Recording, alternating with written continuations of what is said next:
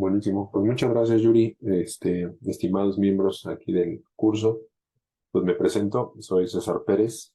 Formo parte de Grupo Financiero Santander, el, el primer banco digital, banco como tal en México.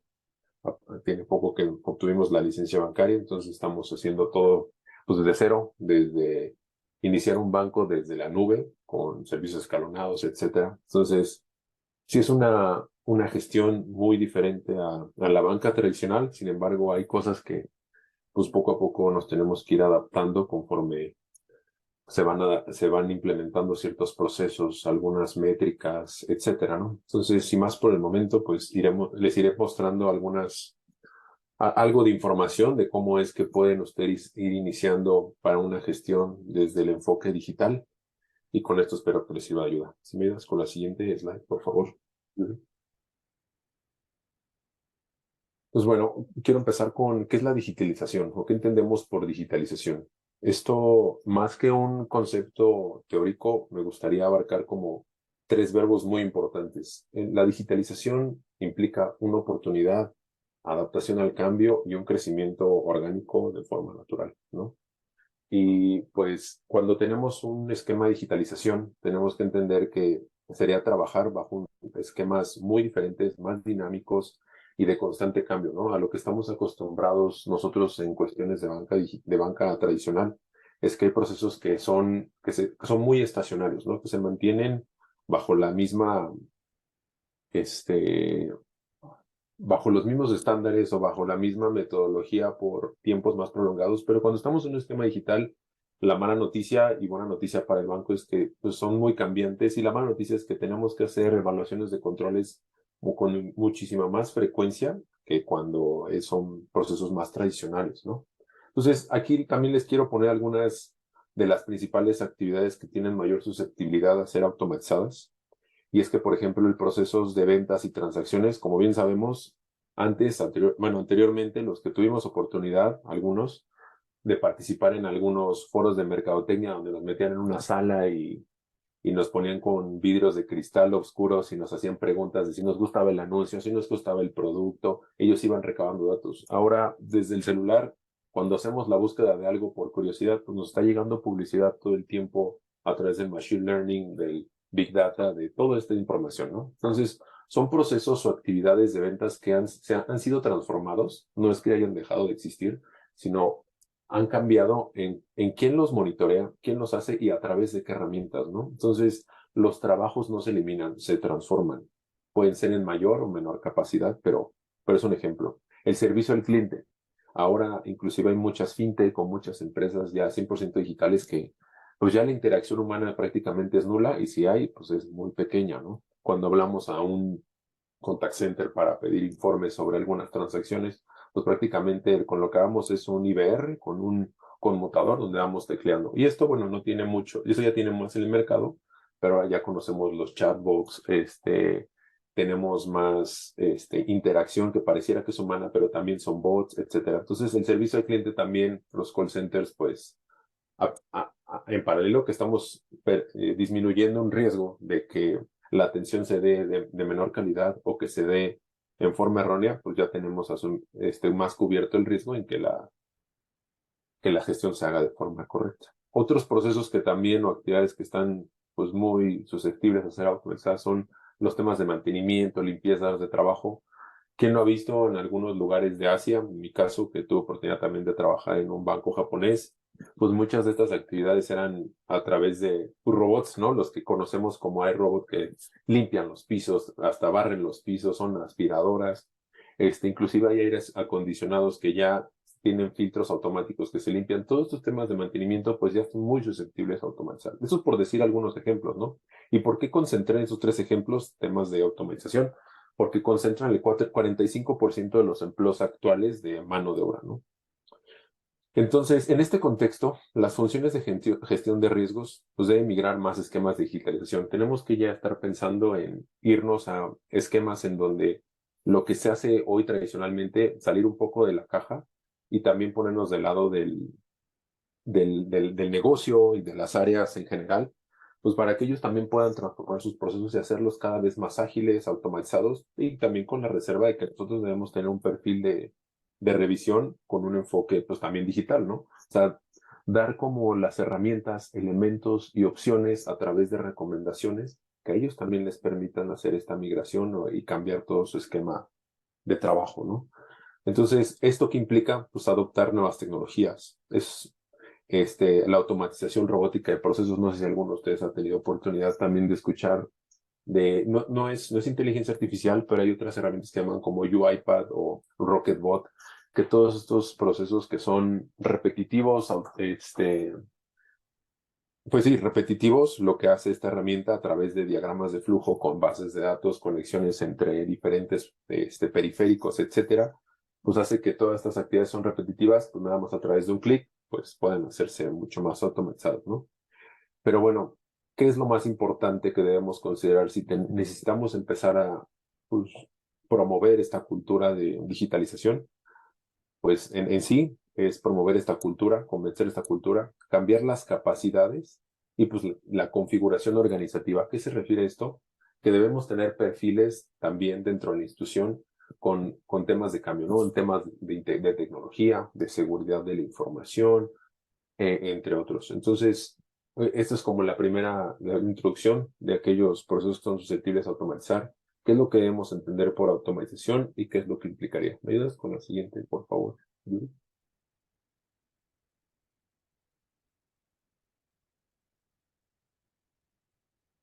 Bueno, ¿qué significa esto para la gestión de riesgos, no?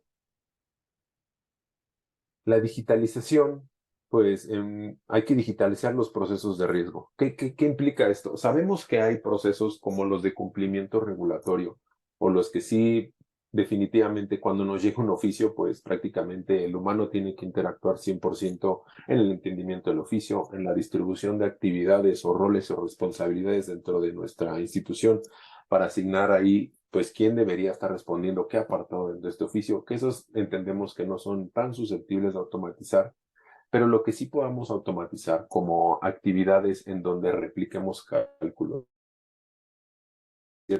financieros, quizás la atención al cliente, el otorgamiento de productos que ya están estandarizados y que no requieren una evaluación adicional como productos tradicionales que sean de inversión y que ya tengan las características, tasas o costes definidos, todo eso que pueda ser susceptible de automatización, pues tenemos que buscarlo dentro de la institución, promoverlo. ¿Qué otro tipo de cambio requiere? Pues digitalizar el perfil del gestor de riesgos financieros. Hace un momento terminé de escuchar a Yuri y sí es bien cierto que nosotros como gestores tenemos que empezar a migrarnos a enfoques también de tecnología, empezar a acercarnos a temas de ciberseguridad, de seguridad de la información, de conocer también cómo es que se llevan a cabo o se gestionan o cómo se operan estas nuevas tecnologías de machine learning, data science, inclusive acercarnos un poco a las herramientas como Python o inclusive R, ¿no? Que es un portal pues que es gratuito y que lo puede descargar cualquier persona. Y con esto nos vamos a empezar a familiarizar, no tanto porque las necesitamos operar, porque muy seguramente las áreas de tecnología o áreas operativas las van a operar y nosotros necesitamos entender cómo funcionan, pues para poder hacer recomendaciones, observaciones o posibles hallazgos o brechas de riesgo que puedan contener las nuevas herramientas, porque pues al final una herramienta tecnológica no está libre de riesgo, eso es una mentira. Sin embargo, hay mitigantes muchísimo más altos, dado que es mucho más automatizado, pero esto no significa que no tenga riesgo. Entonces, en la medida en que nosotros, como gestores de riesgo, nuestro perfil lo vayamos robusteciendo en el sentido de que vayamos entendiendo estas nuevas tecnologías, plataformas o nuevas formas de trabajo, nos va a permitir arrojar criterios de recomendación muchísimo más robustos. Entonces, ahí la recomendación para todos los que somos gestores de riesgos es acerquémonos a cualquier herramienta nueva, entendámosla y si a lo mejor tienen proyectado o no implementarla, también puede ser un parteaguas en el momento en el que suceda algo o algo no funcione, promoverla, pero ya con el entendimiento previo, ¿no? También, ¿qué otra recomendación se requiere? Pues evolucionar la autoevaluación de riesgos y controles. la regla que yo tengo en mi experiencia con haber trabajado en una banca tradicional, ahora digital y etcétera, es, yo creo que no hay, bueno, sí hay malas gestiones, pero yo creo que todas las gestiones al final son buenas. ¿Y esto qué quiere decir? Si la queremos evolucionar, tenemos que pensar en que desde el punto de vista, vale más la pena evaluar riesgos, riesgos de aquellos que son potencialmente más susceptibles a suceder y a lo mejor los que estén en el lado de la parte digital, los que sean ligados a la tecnología o la seguridad de la información, o los que tengan que ver con ciberseguridad. ¿Por qué? Porque desde los objetivos, el alcance o el tipo de entidad o institución en la que trabajemos, necesitamos darle una prioridad a los riesgos en función de sus objetivos o el perfil de riesgo que tiene la entidad. Entonces, súper importante evolucionar esta autoevaluación de riesgos a través de matrices, cuestionarios, sesiones de trabajo, lo que hacen un poco los talleres entre áreas que son dependencias, como que, ¿a qué me refiero con esto? El área de riesgos a lo mejor tiene, más bien, perdón, el área de finanzas tiene cierta dependencia con la de riesgos, a lo mejor para el cálculo de capital de X cosa. Entonces, estos talleres también nos permiten hacer una lluvia de comentarios y de acuerdos entre las áreas, inclusive nosotros como área independiente y como segunda línea de defensa, podemos promover ahí alguna solución adicional, ¿no? Entonces, evolucionar esta autoevaluación de riesgos lo que implica es tratar de hacer la gestión desde otra perspectiva o hacerlo con las herramientas que nos hagan sentir más cómodos, pero que estén ligadas siempre a los objetivos y a la misión y visión de la compañía, ¿no? Yo sé que es un poco ambiguo lo que comento, pero de verdad es solamente entender los objetivos de la compañía para tener bien identificada cómo podría ser una autoevaluación de riesgos y controles de forma efectiva. Y bueno, en temas de optimización y regenería de procesos, pues súper importante, ¿no? Yo creo que las empresas que siempre han apostado por constantemente mantenerse al día o vigentes en su gestión de procesos o su actividad per se, pues sabemos que de forma natural los procesos o la información que son narrativas, diagramas de flujo, políticas y procedimientos están en constante cambio. Entonces, sí es bueno que nosotros siempre estemos promoviendo y acompañando la optimización, pero la carga de trabajo pues va a ser mucho más alta, ¿no? Entonces, ahí elijamos nuestras batallas y tratemos de seleccionar aquellos procesos en los que entendemos que son procesos críticos, que tienen controles críticos y riesgos críticos metidos para que sobre eso le demos mayor prioridad. Entiendo, y no sé si también es su experiencia, pero en general, por lo menos aquí en México, las áreas de gestión de riesgo operacional, pues no necesariamente son las que tienen mayor presupuesto o las que tienen más personas, ¿no? Entonces, yo creo que ahí hay que hacer una selección en conjunto con las áreas de negocio para llegar a un acuerdo y con base en esto establecer los procesos o actividades que son críticos o son de prioridad para poder establecer una buena optimización y que también esto se vea reflejado en la operación. ¿Me ayudas con la siguiente slide, por favor? Algunos conceptos clave. La digitalización. ¿Qué es la digitalización? Pues sí, es de forma per se es el uso de tecnologías digitales para poder cambiar o actualizar un modelo de negocio y esto pues de alguna forma natural o de forma orgánica promueva nuevos ingresos o oportunidades de producción de valor, ¿no? Es el proceso para pasar a un negocio digital. Yo sé que hay muchos lugares en donde que tienen muchos años ya operando y tienen ya proyectado hacer su migración a un esquema digital o vamos a hacer todo, vamos a hacernos un banco digital. Pero ¿qué implica esto? ¿Qué es la digitalización per se?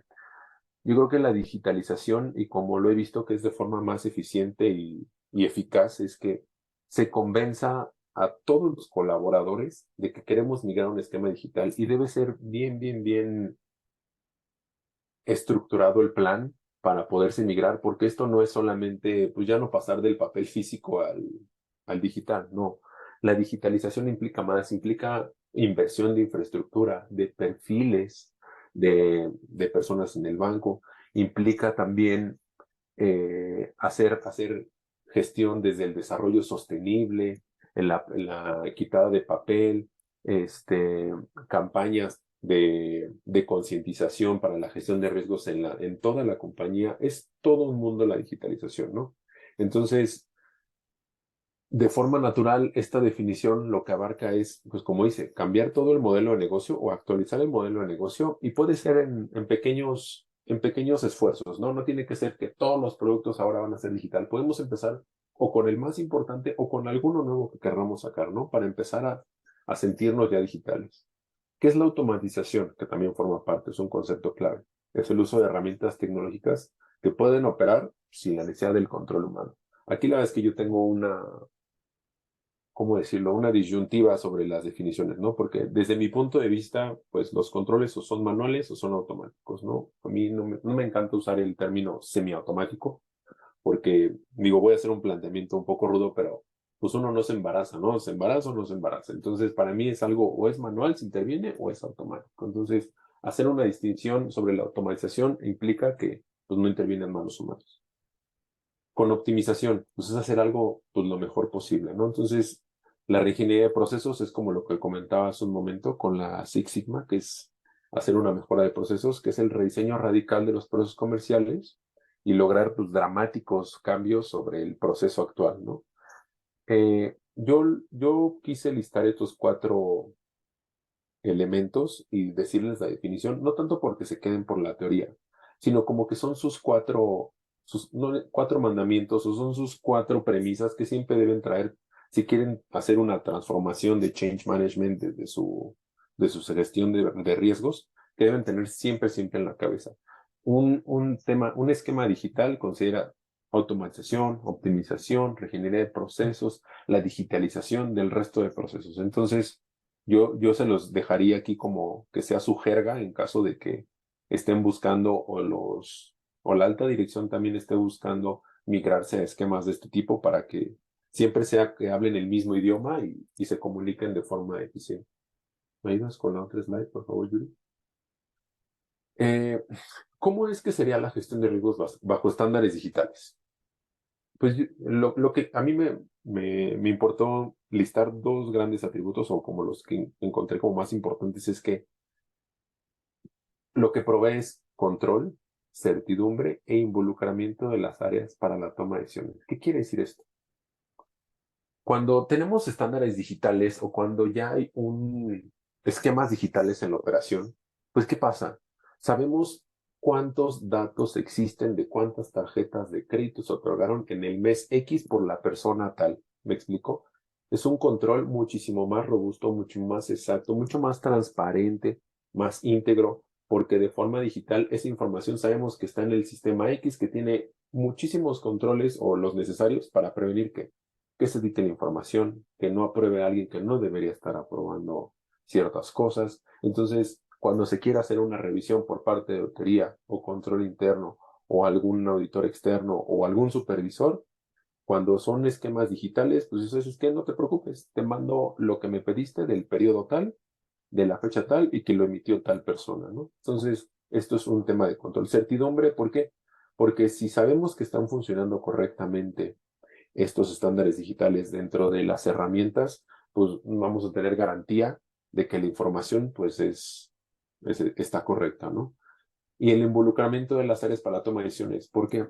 Porque generalmente cuando muchos procesos son manuales o la manualidad está muy, muy, muy cargada, ¿qué pasa? Los equipos se preocupan más por arreglar esos temas manuales. Cuando esos temas manuales están 100% cubiertos por por el esquema de operación que es 100% digital, ¿qué pasa?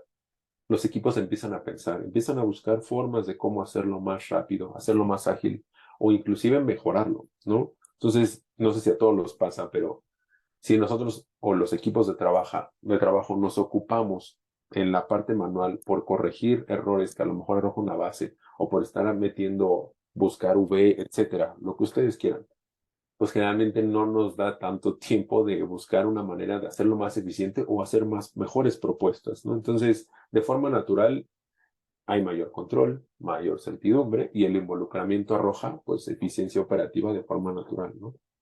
¿Qué otras cosas? La exactitud, pues claro, la transparencia e información en tiempo real para la prestación de informes de datos de riesgo. Para que, digo, a mí actualmente, ahora ya en el esquema digital, con muchas definiciones que se están haciendo de este lado, yo estoy procurando que yo no tenga que pedir la información una semana antes a X área para poder hacer mi informe de pérdidas o eventos de pérdidas que a lo mejor afectaron la contabilidad, pero como la contabilidad no ha cerrado, pues entonces nada más dame chance mañana a actualizar la contabilidad porque no hemos cerrado contabilidad, entonces la información que te va a pasar no va a estar bien, ¿no? Entonces, si en esquemas de estándares digitales, cuando esto funciona correctamente, la información que tú pidas al día X va a estar perfectamente bien estructurada, ¿no? Entonces, esto yo creo que es un talón de Aquiles que nos pasa a todos nosotros cuando queremos la información para presentar ante nuestro comité de riesgos, pues la es que independientemente que a veces nos esperamos casi 1 o 2 días antes, pues el mero día resultó que llega otro cambio y se hace un disclaimer ahí en el mero comité, ¿no? Entonces, un esquema digital, pues no es que garantice el 100%, pero por lo menos promueve que la información sea muchísimo más actual, sea transparente y que no haya tenido una posible alteración, ¿no?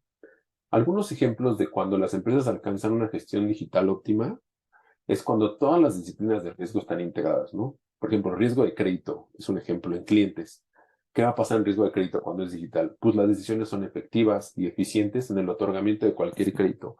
Sabremos que si tenemos reglas estructuradas en un esquema digital, le vamos a otorgar a un cliente con su buro de crédito correcto, con su con sus semanas cotizadas en el padrón o el esquema de gobierno que tengan, correcto. Vamos a tener también un cliente con la edad adecuada, con las validaciones de su información como su identificación, sus comprobantes de domicilio, todo súper bien estructurado. Entonces, eso que nos va a arrojar un otorgamiento de créditos y de una cartera sana. Esto se ve reflejado también en las disminuciones de pérdidas por cargos no reconocidos, por cartera vencida, por créditos mal otorgados, etcétera, ¿no? Esto para el crédito.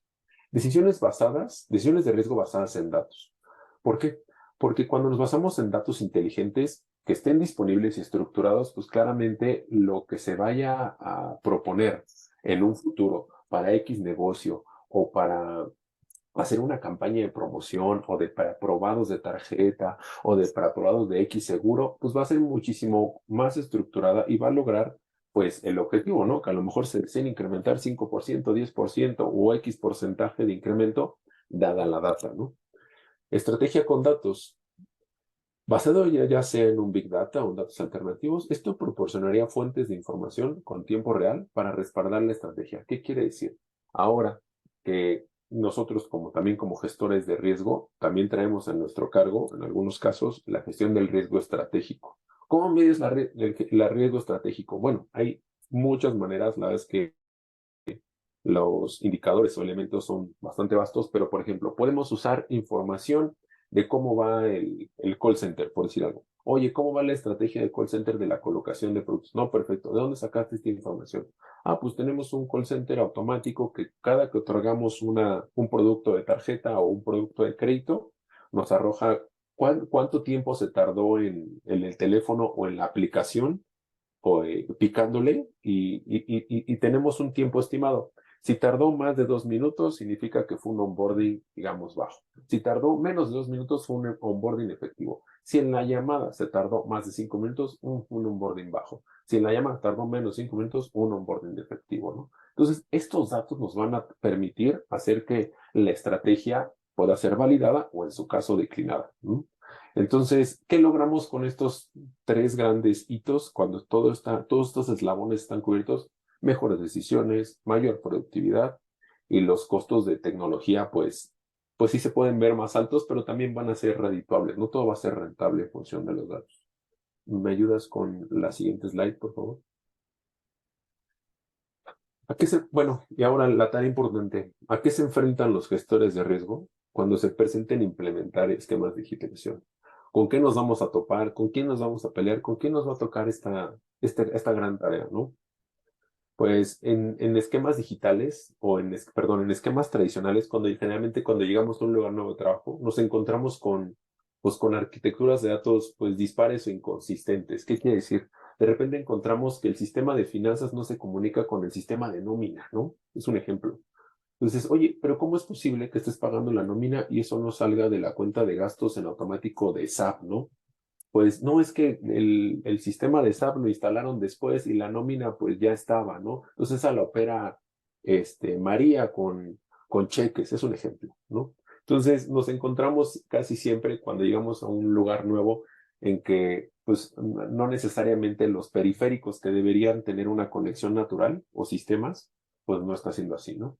Entonces, ¿con qué otra cosa nos encontramos? Es que erradicar gradualmente los sistemas o plataformas heredados es una joya, ¿no? Luego nos pasa de que, mira, este es el sistema para que gestione el riesgo operacional y te das cuenta y tiene una barbaridad de datos, ¿no? Que tiene riesgos que no aplican o tiene riesgos mal escritos o tiene controles que no necesariamente están mitigando el riesgo.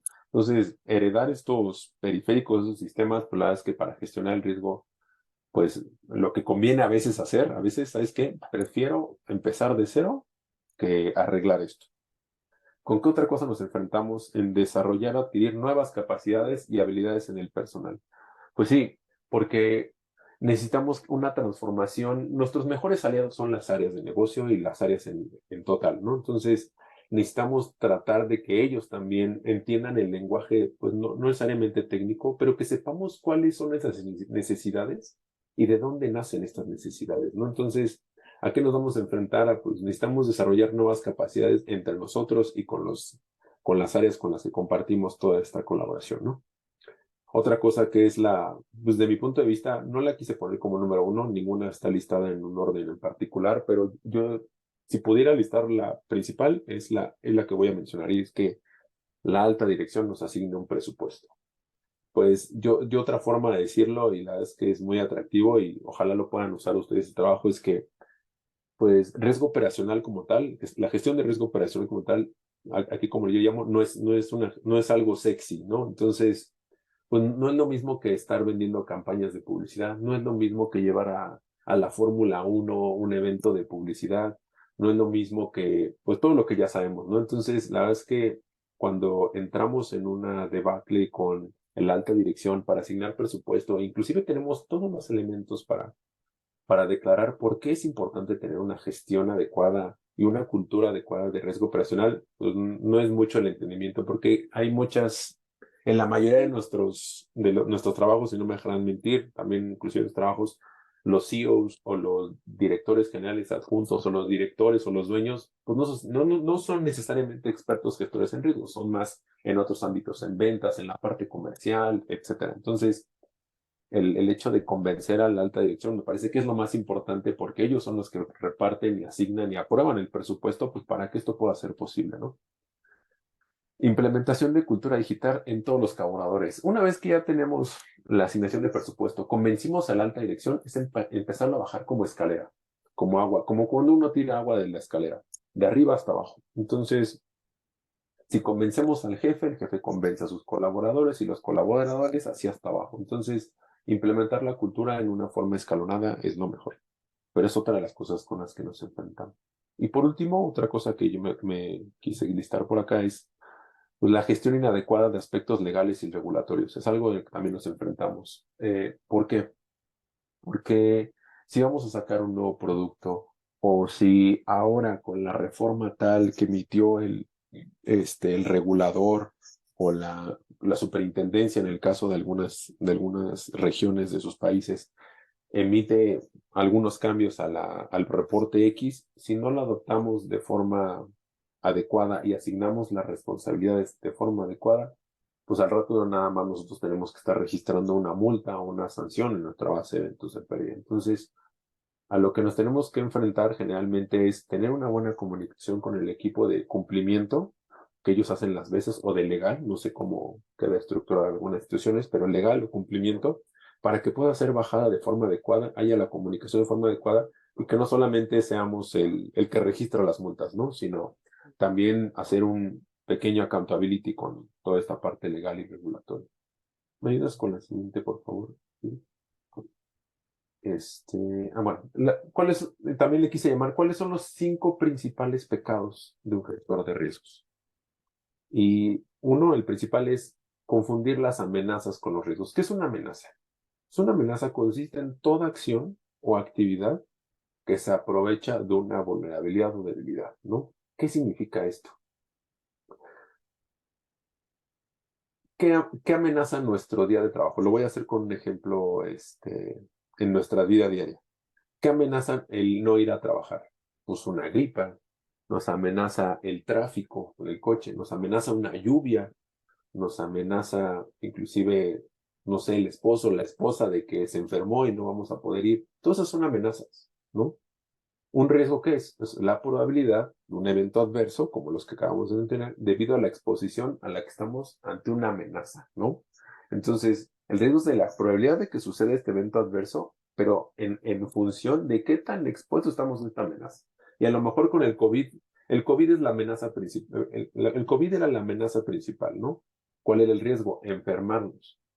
Pero ¿qué tan expuestos estábamos? Si no usábamos cubrebocas, si no lavábamos las manos, si salíamos a reuniones con muchas personas, ¿qué es lo que pasaba? Aumentaba la probabilidad y estábamos más expuestos a la amenaza del COVID y el riesgo era, pues, enfermarnos, ¿no? Entonces, uno de los principales pecados que cometemos a veces algunos gestores de riesgos es confundir una amenaza con un riesgo y, pues, no tratarlas de forma correcta. Digo, aquí les puse un ejemplo, ¿no? La amenaza es un ataque un ciberataque, pues el riesgo es la pérdida de la información, ¿no? Ahora, otra cosa con la que pecamos mucho es que confiamos demasiado en los registros de eventos e incidentes, ¿no? En nuestro histórico de eventos, ¿no? Sin importar si usas un Excel o un software, el registro de eventos e incidentes, pues no es bueno para mostrar ciertas conexiones entre riesgos, causas y consecuencias de estos, ¿no? Entonces, ¿qué pasa? No es que esté mal, debemos tener una base histórica también para mejora continua, aprendizaje y principalmente para que no se repitan. Pero generalmente encontramos que cuando un evento se materializa o un incidente ocurre, pues queremos así como, vamos a encontrar las acciones que lo mitigan, pero casi siempre, y si no es que en todos los casos, viene más atrás. Hay una cadena mucho más atrás. Oye, es que sabes qué, que nos equivocamos en capturar la nómina de X persona. Ah, no te preocupes, ya tenemos el plan y el plan de acción va a ser que le vamos a hacer su compensación el siguiente mes. Oye, pero no te diste cuenta que lo dieron de alta en este periodo, pues en la actualización de las nóminas anuales con la inflación, lo dieron de alta mal con la nómina. O sabes qué, el portal donde se están actualizando está teniendo fallas y no estamos recuperando eso. Al rato van a salir otras nóminas que estén mal pagadas. Oye, ¿sabes qué? Lo que pasa es que la persona que las operaba la corrieron y se llevó cierta información. ¿Me explico? O sea, siempre hay que ir como uno o dos pasos más atrás. No solamente confiar en el registro de eventos e incidentes y sentirnos tranquilos de, ah, pues tú eres el owner y el dueño del riesgo, entonces, pues lo que tú digas está bien, ¿no? No, o sea, es como hacer quizás 3 o 4 preguntas adicionales de dónde viene esto. Quizás rascar un poco más, como le decimos en México, ¿no? Meternos un poco más, engrasarnos un poco más las manos para identificar desde dónde inició, si es un poco más atrás o antes de esto, ¿no? Entonces, no confiemos demasiado en el evento per se. Ahora, confiamos demasiado también en una matriz de riesgos. Y es que el impacto y la frecuencia generalmente, si no es que en todos los casos, al principio, solo es considerado pues, el juicio experto, ¿no? Y no se basa en cálculos matemáticos. Cuando ya asignamos una calificación del riesgo real, pues es cuando ya ocurre, ¿no? Si ya ocurrió la multa por lavado de dinero, pues oye, ¿cuánto nos cobra? No, pues X millones de pesos, dólares, lo que tú quieras. Ah, bueno, tú ya le asignamos una calificación del riesgo inherente y el riesgo residual, pero no podemos esperarnos a que todo se materialice para asignarle un valor real a nuestros riesgos en nuestra matriz, no. Entonces, una matriz pues no ofrece este detalle suficiente partiendo del juicio experto y pues puede no prestarse suficiente atención a aquellos riesgos que son de alta gravedad, pero de baja probabilidad. Y el ejemplo que ahorita traigo a la mesa y que hasta que ya no esté de moda, porque ahorita ya está saliendo de moda, pero pues un evento que era de muy alta gravedad y baja probabilidad era el COVID, una pandemia, ¿no? Entonces fue subestimada, todos nos mandó a casa, algunas personas pues ya no están con nosotros, etcétera, etcétera. Muchas historias que seguramente conocemos a nuestro alrededor, pero quedó una comunidad muy baja, pero que era pues de alto riesgo, ¿no? Entonces yo les diría, hagan un challenge adicional a esta matriz de riesgos y controles, realmente replanteen, no se dejen guiar 100%, aunque yo sé que son los dueños de ellos esos riesgos, pero no se dejen guiar 100% por lo que diga el owner. Cuestionémoslo un poquito más. Como lo he dicho hace un momento, 3 o 4 preguntas adicionales hacen toda la diferencia, ¿no? Hay otro término también que se llama ignorar a los rinocerontes grises. ¿Qué es esto? Ahí está la definición Michael Walker, que es un rinoceronte gris, son riesgos de alta probabilidad y de gran impacto, que pese a ser reconocidos y evaluados, resultan ser ignorados hasta que es demasiado tarde y explotan. Entonces, el ejemplo que te doy aquí es que algunos se apresuraron y etiquetaron a la COVID-19 como un Black Swan, un cisne negro. Pero el COVID no era esto, ya que ya se habían presentado enfermedades infecciosas antes, como el SARS, como la gripe porcina, el H1N1, también México, que fue la influenza, etcétera. Entonces, no es como que es la primera vez que nos enfermamos de una enfermedad respiratoria. No, esto ya existía, solamente que pues no fue tratado como debía haber sido, ¿no? Y por último, pues no evaluar la efectividad de controles y barreras. Este no es un ejercicio una sola vez. Yo sé que las capacidades operativas que generalmente tiene el área de riesgo operacional, pues no son las más grandes, no somos un área muy grande, generalmente queda anidada en dos, tres personas y cuando nos va unas cuatro, o a veces somos uno nada más, ¿no? Entonces los controles pueden debilitarse por circunstancias cambiantes y más en un esquema digital. Olvidamos ser proactivos y realizar inspecciones regulares para verificar su actividad. Aquí lo que digo es, la recomendación es no se coman el mundo con, tengo que evaluar todos los controles.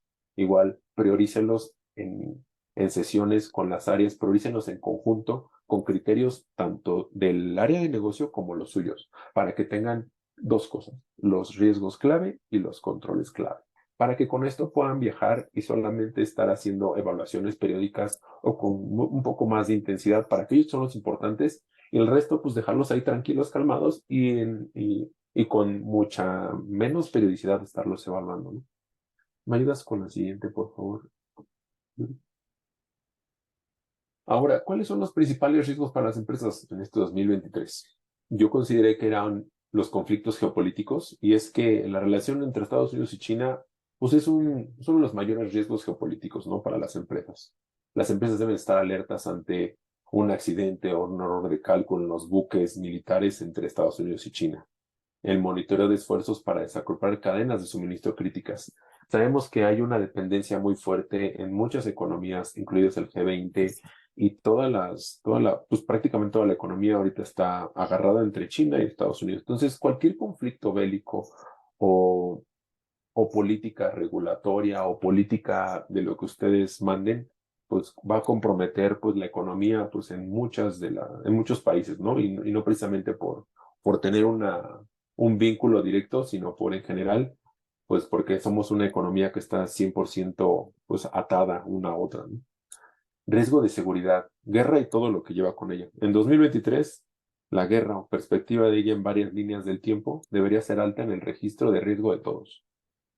Para aquellas empresas que ya estén manejando inversiones y que estén colocando capital en algún portafolio, llámese de Estados Unidos, Europa, Asia, lo que sea, si se dan cuenta, en mayor o menor medida, pero en todos los casos, cuando hay una guerra o un conflicto, independientemente en el continente o en el que se encuentre, a todos los mercados afecta. Entonces, y principalmente yo llamo a estas empresas en las que o bancos o financieras que operan con derivados o que operan con inversiones, pues que tienen una alta probabilidad de sufrir ciertas pérdidas. Entonces, yo les diría, ojo con esos riesgos, que son riesgos emergentes, continúenlos, tengan una buena alianza y buena comunicación con las áreas financieras y de inversión para que estos se vayan monitoreando a través, no sé, pueden ser coberturas de derivados para proteger los tipos de cambio o pueden ser otras alternativas que ustedes en conjunto con la área de finanzas pues conozcan, ¿no? O inclusive sus requerimientos de capital que los hagan un poquito más o los estresen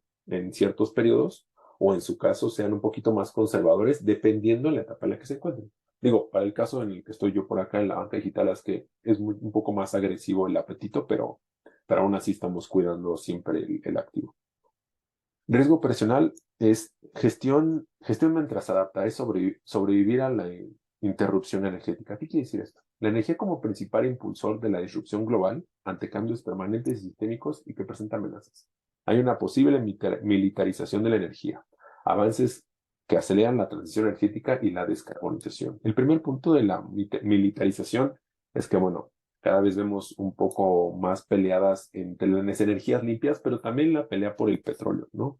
Y también por la energía, pues al final se puede privatizar o se puede centralizar el gobierno y volverse una locura, ¿no? Entonces esto depende mucho de los regímenes en los que nos encontremos, de las políticas que vayan saliendo, de los tratados comerciales. Entonces hay que vigilar eso. Riesgo cibernético. Hay un posible, esto lo encontré en un paper, me parece importante también ponerlo, que hay un posible fin a las redes globales. En 2023 se espera un surgimiento de una ruptura fundamental de las redes globales en distintas arquitecturas regionales, causada igual por la militarización del ciberespacio. ¿Qué detonaría esto? La ambición de operar una red global única. ¿Qué quiere decir esto también? Pues todo el mundo queremos ser dueños de la información, controlar qué le va a llegar a X, qué es lo que va a ver en su pantalla X persona, qué correos le van a llegar. Todo el mundo quiere ser dueño de la red global. Un aumento significativo de amenazas cibernéticas. Ya sabemos que un poco lo que yo he comentado y me he documentado también es que cada que sale un virus, como 3 o 6 meses en promedio, sale el antivirus para atacar ese virus. Entonces, sabemos que esto no va a terminar, ¿no? Cada vez que se crea una amenaza o una vulnerabilidad, pues el riesgo existe, pero nosotros tenemos que mantenernos al tanto con la protección de nuestras entidades. Los estados van a buscar ejercer mayor control sobre algunos que ya han definido como su ciberespacio nacional. Digo, hay políticas nacionales o extranjeras que cada vez van a incrementar más estos controles o inclusive aranceles por tener acceso a cierta infraestructura tecnológica. Entonces, la recomendación aquí es que no despisten estos riesgos, que si bien ustedes no tienen el control 100%, hagamos concientización también para tener medidas de menor o a mayor escala que nos permitan siempre ante una contingencia de este nivel que es macro, pues tener una salida o tener un plan de escape o inclusive tener un colchón, como le llamamos en México, para poder dar cumplimiento a las obligaciones restantes. ¿Me ayudas con la siguiente, Yuri, por favor? Bueno, voy a poner aquí algunos consejos para gestionar riesgos bajo un enfoque digital, ¿no? Convértete en un aliado de todas las áreas. Esto no significa que le vas a hacer el trabajo, no significa que vas a ser flexible con cosas indebidas, ¿no? Pero un aliado en el sentido de que tú también puedas hacer recomendaciones, propuestas, acompañarlos en la gestión y decirles que sí o sí, díganme a quién no le ha pasado, seguramente a varios, que no somos auditoría, somos un área de mejora continua, que estamos ahí para promover la mejora. Nosotros no levantamos recomendaciones ni observaciones. Lo que hacemos es hacer propuestas en conjunto con ellos para poder mejorar o mitigar el riesgo. Entonces, conviértete en un aliado. ¿Qué otro tenemos? Todos los lineamientos, reglas, formalizarlos en políticas. Eso es súper importante.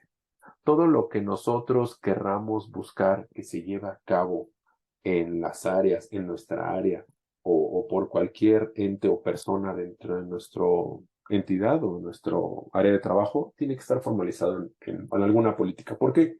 No es tanto para que digas, aquí dicen la política que lo debes hacer, sino pues también por un esquema de cultura y por dejarlo documentado y por llevar una bitácora, un récord de cómo va evolucionando la gestión del riesgo a través de la documentación, ¿no? Porque al final el documento per se es el que te sirve para decir, si el día de mañana no está X persona, aquí está el lineamiento y el instructivo de reglas de lo que hoy hacemos para mantener una gestión adecuada del riesgo operacional. Entonces, todo es súper importante dejarlo plasmado en estos documentos formalizados ante el comité de riesgos o ante el consejo de administración o el órgano de gobierno que esté declarado en su regulación o en su institución como tal, de tal forma que este sea el documento que a ustedes les permita siempre celebrar una gestión de riesgo adecuada. 3.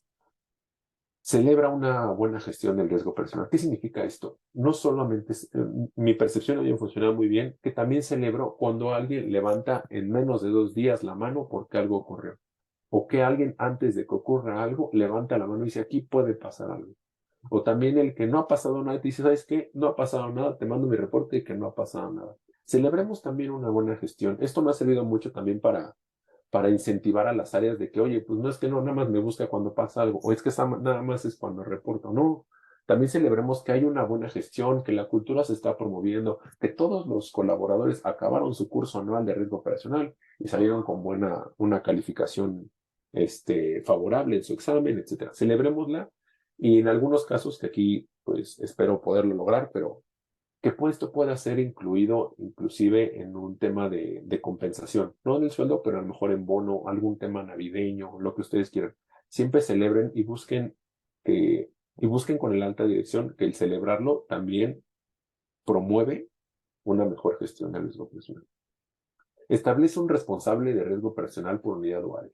Aquí, como yo le llamo, como yo lo he hecho en mis anteriores trabajos, también aquí le llamo yo un champion de riesgo operacional por área. No es que él vaya a ser riesgo operacional, sino que él sea como tu portavoz, no el chismoso, el portavoz de cualquier tema de riesgo operacional relacionado. Que él pueda ser tu frente o tu comunicación. Oye, aquí en el área de producto, en el área de marketing, en el área de finanzas, en el área de compliance, de legal, de tecnología, de ciberseguridad, ¿qué está pasando? ¿Todo bien? O sea, siempre establece un champion por área, asígnale un rol y declárale cuáles son sus actividades, hasta dónde llega su alcance, también para no comprometer su trabajo, porque él tiene su propio core business y sus actividades normales, pero que él vea que también esto no es un trabajo adicional pesado, robusto, sino simplemente un canal de comunicación para que él sea como tu referente para cada una de estas áreas. Otro es mantente abierto y flexible al cambio. Yo sé que a veces es que este portal es el que me servía perfectamente para llevar mi gestión de riesgo operacional, pero si llega un portal nuevo o le hacen una actualización o ya llegó ahora el nuevo gestor de tecnología y riesgo operacional que va a ser contigo, mantente abierto. Yo creo que uno de los mejores beneficios o de lo que gozamos muchos de los gestores de riesgo operacional es que siempre tenemos que estar abiertos al cambio. ¿Por qué? Porque constantemente estamos viendo cambios en los procesos, cambios en los sistemas, cambios en las plantillas, nuevos negocios, nuevos productos, etcétera. Entonces, esto tiene que ser, o prácticamente tiene que estar codificado en nuestro ADN como gestor de riesgos. Siempre mantenernos abiertos y flexibles. Por último, logra acuerdos iniciando con la alta dirección. Si se fijan, vuelvo a tocar a la alta dirección porque siempre de ahí parte, ¿no? Si no convencemos a la alta dirección de que gestionar el riesgo operacional promueve una cultura, previene eventos o pérdidas, logra acuerdos entre las áreas, pues prácticamente hacerlo desde abajo pues no va a tener mucho sentido y también no le van a dar la prioridad que necesita. Entonces, logra acuerdos siempre con la alta dirección para que esto pueda ser promovido y pueda ser bajado al resto de las áreas. Vayas con la siguiente, por favor. Bueno, un gestor de riesgos bajo un esquema digital debe considerar al menos qué cosas. Debe incluir en el apetito de riesgo de la compañía métricas que consideren el monitoreo del riesgo tecnológico. ¿Cómo qué métricas? Dice, pues cuáles, ¿no? Pueden ser desde lo más sencillo hasta algo muchísimo más robusto. Lo que yo recomiendo es hacer menos con más. Como a través de qué podemos monitorear el riesgo tecnológico. Oye, ¿cuántos servidores tenemos que sí se les ha dado mantenimiento? 10. ¿De esos cuántos 10? ¿Cuántos se le ha dado? No, pues a 5. Ah, pues faltan otros 5. Oye, ¿cuántos equipos ya tienen actualizado el antivirus? ¿Cuántos tenemos? No, son 200. Solamente estamos a tanto porcentaje. O sea, pueden ser desde cosas muy básicas hasta decir, oye, ¿cada cuánto se le está haciendo la evaluación de servicios escalonados a Amazon Web Services, donde tenemos nuestros servidores en la nube? Ah, bueno, pues eso ya son protocolos más avanzados, es un ejemplo, ¿no? Entonces, siempre considera en tus métricas de monitoreo de aspecto de riesgo temas de riesgo tecnológico, ¿no? Prioriza en tu matriz de riesgos los riesgos tecnológicos y según la información. Como sabemos, apremian más. La información es poder. Hoy vemos que inclusive en la Deep Web se venden bases de datos de clientes, de bancos, de tarjetas. Entonces, es el activo más importante para cualquier compañía hoy digital, la parte de información. Entonces, prioriza tus riesgos en tu matriz de riesgos, los que estén ligados a temas de seguridad de la información, ¿no? ¿Qué otro tema debe tener? Conocer los requerimientos legales aplicables por entidad o país ligados al esquema de banca digital, ¿no? Entonces, entendemos que hoy la regulación o los lineamientos para la banca tradicional son robustos, se mantienen actualizados, pero han sido muy flexibles o muy débiles para aquellos como las fintech. Entonces, si están trabajando o si van a iniciar a trabajar en una fintech o les llama la atención una fintech, yo les diría, sin que esto se preste a que se migre a un esquema tradicional, siempre sí consulten la guía fintech, pero también apéguense a la regulación local de su país. ¿Por qué? Porque en algún momento lo que subestimamos o lo que no está considerado ahí puede materializarse, dado que no viene explícitamente en esta ley, ¿no? Entonces, vayamos un pasito más allá. Implementar KRIs, indicadores de riesgos basados en ciberriesgo, tecnología y seguridad de la información, ¿no? También digo esto, no sé si ya tuvieron alguna sesión de KRIs, pero lo que les diría es, implementen KRIs que sí arrojen información que les permita tomar decisiones. No es, pueden poner inclusive 2 o 3 KRIs, pero que les arroje información que puedan hacer, que pueda lograr una toma de decisiones. No pongan 20 KRIs que nadie va a hacer caso y que en algún momento pues se van a perder, ¿no? Mantenerse al corriente con la información gestionada por el CISO referente al VIA, BCP, DRP. Nos tenemos que meter mucho en esto porque en el Business Impact Analysis, que es el VIA, pues se declaran cuáles son los procesos críticos, cuáles son los procesos que tendrían que recuperarse ante X o Y situación, un sismo, que aquí en México pasa mucho, o campañas en las que, bueno, en el Black Friday es en Estados Unidos, aquí en México le llamamos el Buen Fin, que son fechas en las que pues tenemos una alta demanda operativa, entonces tenemos que ver cuáles son esos procesos críticos que tenemos que recuperar lo más pronto posible de cara al negocio o de cara a un tema de desastre, ¿no? Entonces tenemos que mantenernos en contacto con el CISO y con todos estos manuales, métricas y plataformas en donde él va supervisando y actualizando su Business Impact Analysis, el BCP y el DNP. Otra cosa que tenemos que considerar es monitorear la efectividad y el cumplimiento de los SLAs por parte de proveedores críticos ligados a la operación. Y es que pasa mucho que hay servicios que tenemos tercerizados y a veces pensamos que no necesariamente es uno de los servicios más importantes o críticos del banco, pero, pero puede ser que esto pues, provoque una catástrofe. Como que si tenemos tercerizado el call center, hay que asegurarnos que el call center se le promueva pues una cultura similar a la que nosotros tenemos, que los esquemas o scripts que ellos estén promoviendo en las llamadas estén directamente ligados a nuestra cultura. O sea, siempre, siempre, siempre los que estén ligados al core o los que tengan contacto con el cliente, oye, es que tenemos un proveedor también para el envío de tarjetas a domicilio. Oye, pues procurar que ese proveedor pues tenga los estándares y para que el repartidor no vaya a abrir la tarjeta y esté ahí haciendo pues de las suyas, ¿no? O sea, yo lo que les diría que enlisten en este top 10 o top 5 de proveedores críticos y críticos, llamados críticos porque están directamente ligados al core business bancario para poder estar procurando y que nos mande el reporte, el que es el dueño del servicio, de que está cumpliendo sus SLAs y si no lo está cumpliendo, pues ver si hay un plan de acción o también tener un plan B, porque a veces pasa que tenemos una dependencia fuerte sobre un proveedor y no tenemos una opción, un plan B y tenemos que concentrar gran parte de la operación. Entonces siempre tenemos que tener un plan B para aquellos procesos críticos que estén operados por un tercero, ¿no? Y no por eso significa que paguemos dos proveedores, ¿no? Sino simplemente tenerlo siempre ahí sobre la mesa por si algo sale mal, irnos con el tercero. Y me parece que me ibas con otra, no sé, creo que esta era la última. Listo. No sé, por ahí me parece que mandaron unas preguntas. Ah, sí, déjenme ver, estoy leyendo. Sí, Sabemos, efectivamente acá está la pregunta de Andrea. Permite revisar si es que estábamos más arriba con la pregunta.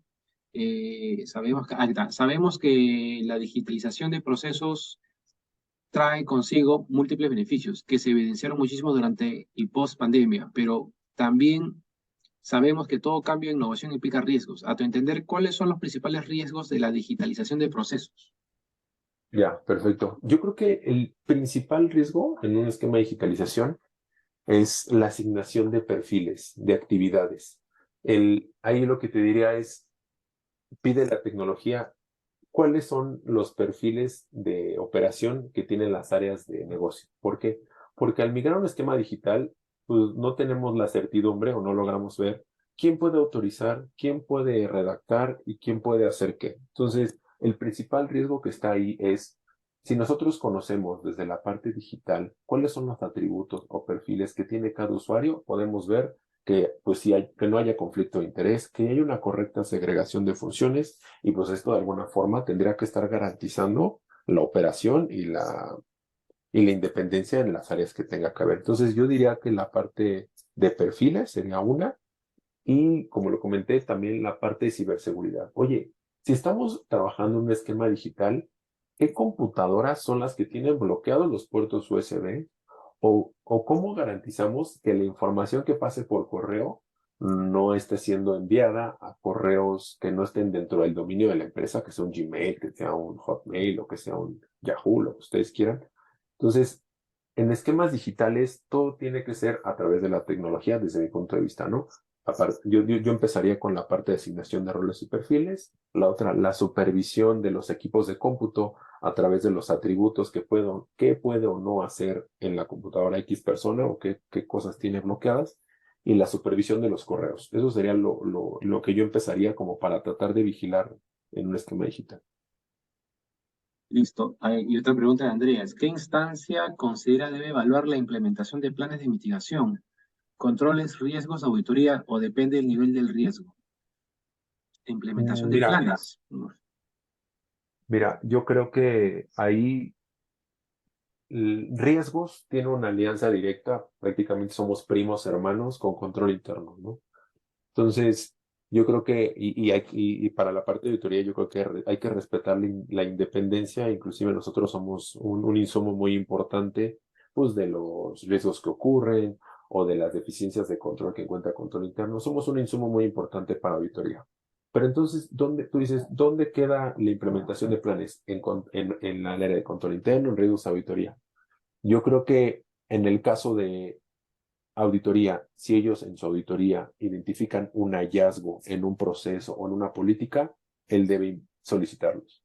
Pero esta gestión ya es más detectiva y correctiva. Nosotros, como área de mejora continua, deberíamos estar encontrando las debilidades operativas previo a que sucedan, más una gestión preventiva. Entonces, si tú me preguntas en quién debería quedar en manos, dependería en el momento en el que se esté haciendo qué proceso. Si tú vas a hacer una evaluación de riesgos y controles, tendrías que entonces estar ahí identificando si hay una brecha o un área de oportunidad. Oye, implementate este plan de acción en conjunto para que no suceda, ¿no?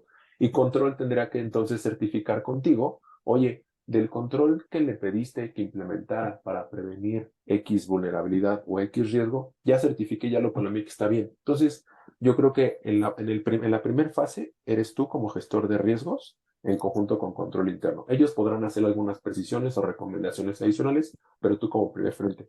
Pero si esto ya se materializa y no fue identificado ni en la evaluación de riesgos y controles ni nada, tendrá que estar en conjunto con auditoría, pero auditoría te tendrá que pasar esta información para tú actualizarla dentro de tu materia de riesgos y controles. Entonces, son dos momentos. Desde mi punto de vista sería algo como más preventivo y la parte de auditoría sería algo más como correctivo detectivo. Aunque también tú puedes implementar planes de acción cuando ocurre un evento, ¿no? Y esto también será batería para el área de auditoría. O sea, al final no te puedes esperar a que ocurra algo para implementar un control.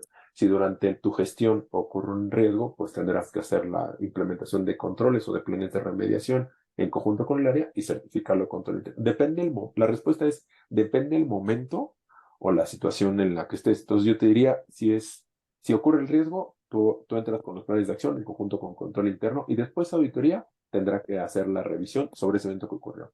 Si tú hiciste tu gestión correcta y después en la revisión auditoría interna encuentra algo, entonces ellos tendrán que hacer las observaciones o recomendaciones y después pasártela a ti. Yo creo que es como un ciclo del agua. Depende en la estación o en el momento en que te encuentres, pero la respuesta es, tú tienes que implementar el plan de remediación en conjunto con el área cuando ocurre el riesgo.